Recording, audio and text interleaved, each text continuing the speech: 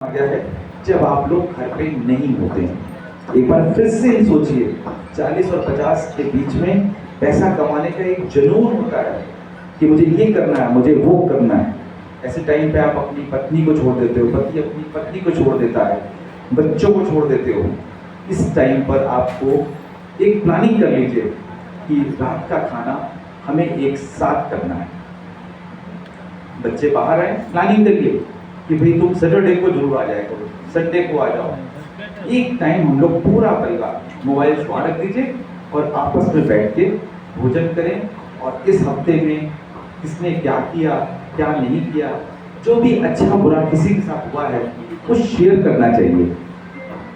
आप अगर सोच के देखें, आपके पेरेंट्स किसी मुसीबत में हैं, आपको नहीं मालूम।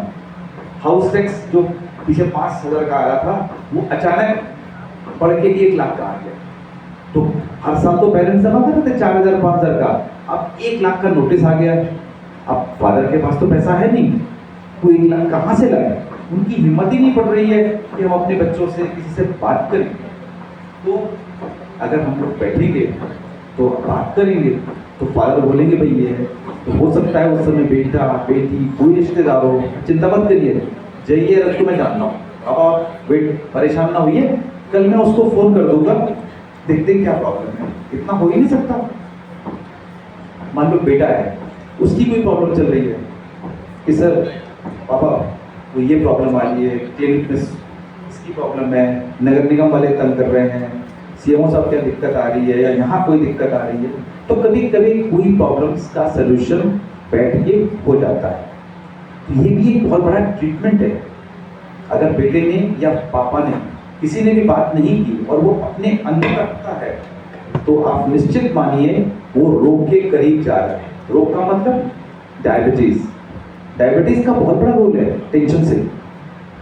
आपके अगर परिवार में किसी को शुगर है, आपके पेरेंट्स को है या आप लोगों को है, आप सोच के देखो, अगर आप हैप्पीनेस हो, शांत हो, काम हो, आपका शुगर लेवल नीचे आ जाता है। आप सुबह सुबह उठे, पत्नी से झगड़ा हो गया, बच्चे से झगड़ा हो गया, क्लिनिक पहुंचे, कंपाउंडर से कोई बात हो गई, तब तक एक पेशेंट आ गया, तो दिक्कतें बढ़ जाती हैं।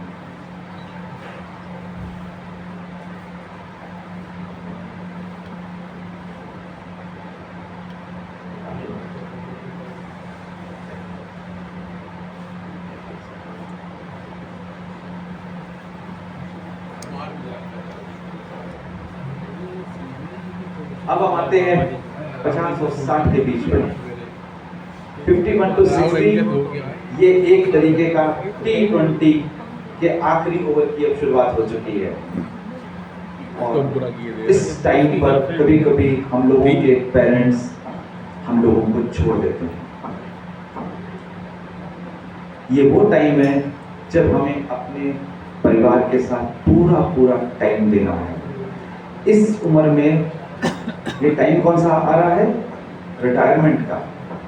पर हमें रिटायर नहीं होना है, रिटायर तो होना ही पड़ेगा, लेकिन टायर्ड नहीं होना है।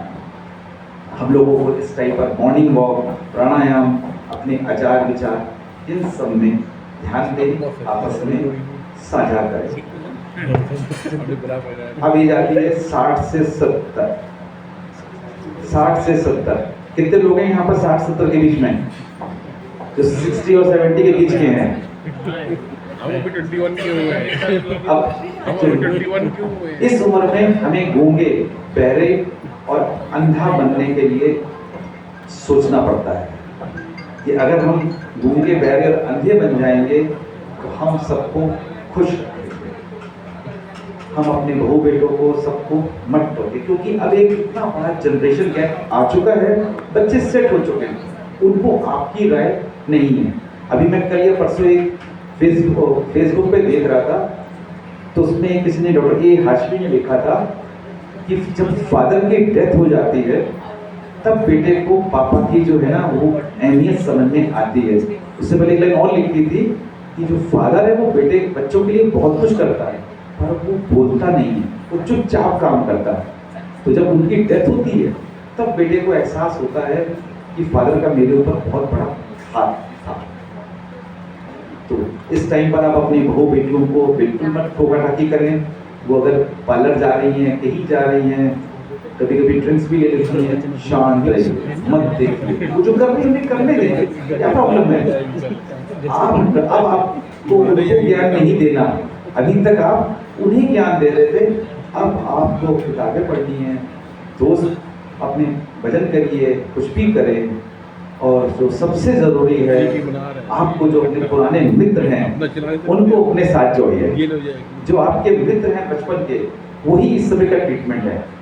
वो मित्र कभी आपको गलत राय नहीं देंगे, क्योंकि वो भी उसी एरा में चल रहे हैं और सबकी एक सी प्रॉब्लम होती है, किसी की थोड़ी, किसी की ज्यादा। अब टाइम आ रहा है 70 से 80 साल का।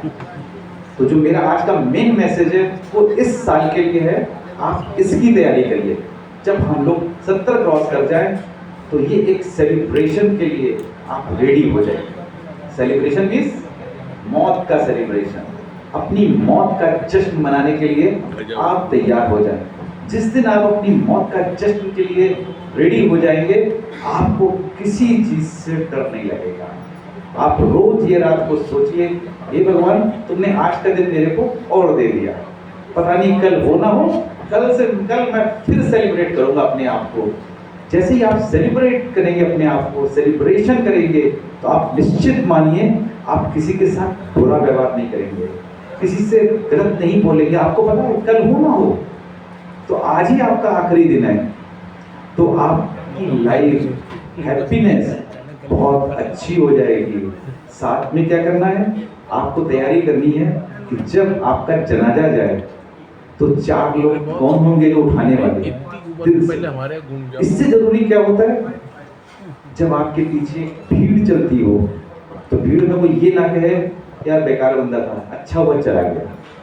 कम से कम पीछे जितने लोग चल रहे हैं उनकी आंखों में आंसू हो या